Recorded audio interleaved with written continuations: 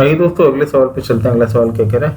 अगला सवाल कह रहा है out of his total income mister Kapoor spends 20% on house rent and 70% of the rest on house hold expenses. If he saves rupees 1800 what is his total income? ठीक है, 7800, 7000, 8000, 7500 चार option दिए हुए हैं। तो यहाँ पे क्वेश्चन समझ लेते हैं पहले। ठीक है, टोटल इनकम में से मिस्टर कपूर क्या कर रहे हैं? 20% अपने हाउस रेंट पे खर्च कर रहे हैं।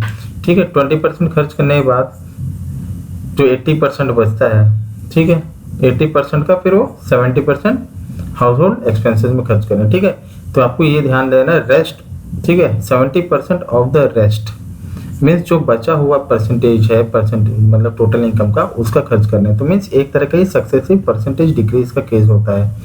जैसे कंपाउंड इंटरेस्ट में हम सक्सेसिव इंक्रीज लगाते हैं परसेंटेज का, यहाँ पे जब इनकम आपकी घटती है रिमेनिंग में से तो आप सक्सेसिवली डिक्रीज करते हैं। आइए इसको करते हैं। टोटल इनकम को मैं एक्स मान लेता हूँ, ठीक है, क्योंकि हमें ये पता लगाना है कि क्या है इसकी टोटल इनकम। तो टोटल इनकम कपूर साहब की हम एक्स ले लेते हैं। तो यहाँ पे क्या बता रहा है? स्पेंड्स 20% हाउस रेंट पे खर्च करता है और एंड रेस्ट, ठीक है, ये बात हमेशा याद रखिए, रेस्ट बात मतलब कहने से सक्सेसिव डिक्रीज, ठीक है, and rest 70% on house hold expenses. तो आइए इसको करते हैं। तो x यहाँ पे टोटल इनकम है, इसका 20% खर्च कर रहे हैं, तो 1 - 20/100, ठीक है। 20% डिक्रीज के लिए हम क्या करते हैं? 1 - 20/100 से मल्टीप्लाई करते हैं, या तो आप इसको डायरेक्ट 80/100 से भी कर सकते हैं। आपको इतना आइडिया होना चाहिए परसेंटेज के कि अगर 20% डिक्रीज हो रहा है तो 80/100 से आपको डायरेक्ट मल्टीप्लाई करना है। सिमिलरली यहाँ पे 1 - 70/100, 70% से डिक्रीज हो रहा है। ये डायरेक्ट मल्टीप्लिकेशन में इसलिए आ रहा है क्योंकि सक्सेसिवली डिक्रीज हो रहा है। 20% डिक्रीज हुआ, फिर उसके बाद 70% डिक्रीज हुआ। तो इतना डिक्रीज होने के बाद मीन्स इतना खर्च करने के बाद कपूर साहब के पास बचते हैं 1800। तो x इंटू यहाँ पे आपका बचेगा 100 - 20, 80/100। एलसीएम में 100 लेंगे तो 100 - 70, 30/100। इसको फर्दर सॉल्व करेंगे आगे, तो x into 24/100 is equal to 1800। Further आगे बढ़ेंगे तो x इजिकल टू 7500। ठीक है, सिंपल कैलकुलेशन आप कर सकते हैं इसको, 100 को इस सब ला के 24 को नीचे ला के, ठीक। तो मैं यहाँ पे आपको ये बता रहा हूँ कि आपको ट्रेडिशनली भी आप कर सकते हैं। x माइनस पहले उसका 20% माइनस करेंगे x का, तो क्या आएगा आपके पास? 80/100, ठीक है, 80x/100 आएगा, है ना। फिर उसके बाद 70% उसका खर्च करेंगे तो कितना आएगा आपके पास? उसके बाद आएगा आपके पास 24x/100। ठीक है, बात आपकी यहीं पे आके सेम यहीं पे आ जाएगी। तो आपको ये डायरेक्ट फॉर्मूला लगाना आना चाहिए। फॉर्मूला नहीं है, एक तरह का ये कंसेप्ट ही है, ठीक है, जो कि आपको पता होना चाहिए कि अगर 20% डिक्रीज हो रहा है तो 1 - x/100, और उसके बाद सक्सेसिवली डिक्रीज हो रहा है तो सक्सेसिवली मल्टीप्लीकेशन में 1 - x/100। ठीक है, ऑप्शन बी आंसर है। ठीक है, अब इसको करने का दूसरा मेथड भी देख लेते हैं। तो यहाँ पे हम पिछले मेथड में हमने एक्स एज्यूम किया था, यहाँ पे हम सीधा कपूर साहब की पेमेंट जो सैलरी है इनकम उसको हम 100 एज्यूम कर लेते हैं। ठीक है, हालांकि एक रीजनेबल इनकम नहीं है 100, क्योंकि यहाँ पे 1800 वो बचा रहे हैं तो इनकी इनकम 1800 से ज़्यादा होगी, लेकिन हम एज्यूम कर रहे हैं 100। ठीक है, ठीक है। अब हम देखते हैं कि हम कम एज्यूम करके भी आंसर ला सकते हैं कि नहीं। आपको एक मेथड और बता देता हूँ। ठीक है, यहाँ पे हमें वही सिमिलर केस है, 20% खर्च कर रहे हैं हाउस रेंट पे, 70% हाउस होल्ड एक्सपेंसेस में।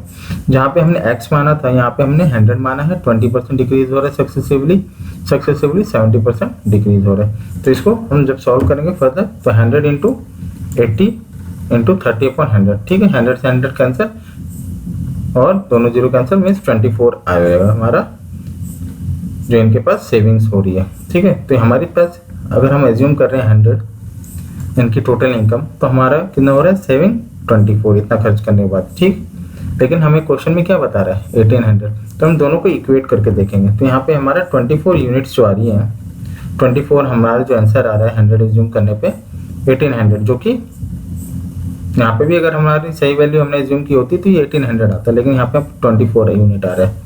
नहीं सॉरी, अगर हमने यहाँ पे सही वैल्यू एज्यूम की होती टोटल इनकम, ठीक है, जो एक्चुअल इनकम इनकी है टोटल, तो यहाँ पे हमारा 1800 आता है। ठीक है, लेकिन हमारे 24 यूनिट आ रहे हैं। तो हम इसको ठीक करेंगे, कैसे करेंगे, इधर 100/24 से मल्टीप्लाई कर दीजिए, इधर भी 100/24 से, तो हमारे यहाँ पे क्या आ जाएगी 100 यूनिट्स।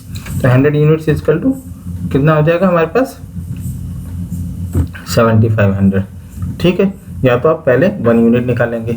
1 यूनिट कैसे निकालेंगे, 24 से डिवाइड कर दीजिए 1800 को, तो कितना आएगा 1 यूनिट 75, 100 यूनिट 7500। ठीक है, एक मेथड ये है 1 यूनिट निकालिए। फिर ये या तो डायरेक्ट 100 यूनिट करना, तो इसी को 100 यूनिट में कन्वर्ट कर दीजिए। कैसे, 24 इंटू 100/24। अगर हम इस तरफ 100/24 में कर रहे हैं मल्टीप्लाई, तो हमें पता है कि अगर हम इक्वल टू के लेफ्ट में जिससे मल्टीप्लाई करते हैं तो राइट में भी उसी से मल्टीप्लाई करते हैं, तो 100/24 से। ठीक है, दोनों मेथड इजी हैं। ठीक, और फ्रैक्शन मेथड देखते हैं अब। फ्रैक्शन मेथड में क्या करना है, बहुत सिंपल मेथड है, कुछ नहीं है, सिमिलर पिछले मेथड की तरह ही है, थोड़ा सा करने का तरीका अलग है। यहाँ पे देखिए स्पेंड क्या कर रहे हैं कपूर साहब, 20% हाउस रेंट में कर रहे हैं। ठीक है, अगर 20% वो खर्च कर रहे हैं, तो आपको पता है कि 100% में से 20% खर्च कर रहे हैं, तो लेफ्ट अमाउंट 80% है। 80% को फ्रैक्शन में कन्वर्ट कर लीजिए 4/5। यहाँ पे हमें पता है 70% हाउस पे खर्च कर रहे हैं, हाउस होल्ड एक्सपेंसेस में। ठीक है, तो यहाँ पे उनके पास कितना बचेगा, 30%। अगर 70% खर्च कर रहे हैं तो 30% बचेगा। इसको फिर हम फ्रैक्शन में कन्वर्ट कर लेते हैं 3/10। अब हम देखते हैं एक्स में टोटल इनकम हम एक्स मान लेते हैं। एक्स में से 4/5 ये खर्च कर रहे हैं इंटू 3/10 खर्च कर रहे हैं हाउस होल्ड एक्सपेंसेस में, और ये 20% हाउस रेंट पे, जो कि बराबर है 1800। फर्दर इसको सॉल्व करेंगे तो सिमिलरली वही बात पे आ जाएंगे, x इक्वल टू 12/50। ठीक है, या तो 24/100 पे आएंगे। आगे इसको सॉल्व करेंगे तो x इक्वल टू 7500। ठीक है, ये ऑप्शन एक फ्रैक्शन मेथड भी करने का एक तरीका है, इसको ऑप्शन डी। ठीक है, अगर आपको समझ में आ रहा है सॉल्यूशंस, तो आप जरूर लाइक करिए, शेयर कीजिए, सब्सक्राइब कीजिए। कुछ भी डाउट होता है तो आप कमेंट में पूछ सकते हैं, मैं आपको आपके डाउट्स को क्लैरिफाई करने की कोशिश करूंगा। और अपने दोस्तों के साथ भी शेयर करें जो गवर्नमेंट एग्जाम्स की तैयारी करें। Thank you for watching.